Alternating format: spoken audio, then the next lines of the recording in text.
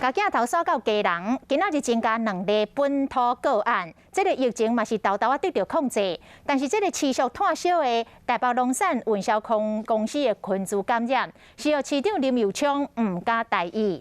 伊日前的记者会是大骂郭文铁，针对市场的防疫无要无紧。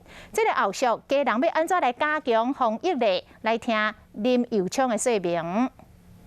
我是认为，因为北北基桃，我一直强调是一个首都的生活圈，是绝对也完全没有办法切割。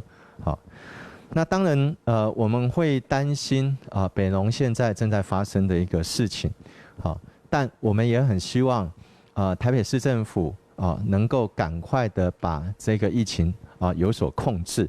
那我们还是要一起合作的去面对它。好，不过因为市场是最难管理的。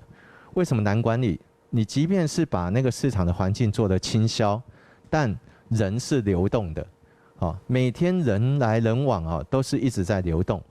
那只要有一个人，他是染疫，但是他是没有症状的，其实在他发病之前的2天，他就已经有传染力。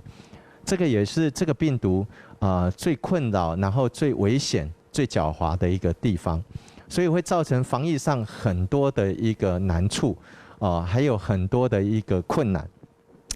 所以只要有一个他染疫但是没有症状的人，他到任何的地方，不只是到市场，他到市场也一样，他到任何的公共场所都一样，他就有传播的一个风险。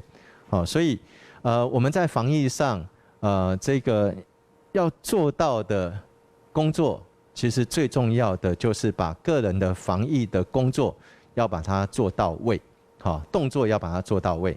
除了大家都知道要戴口罩、常洗手、保持社交距离之外，其实到了市场里面，更重要的是，应该要把所有的防护的等级要把它升高。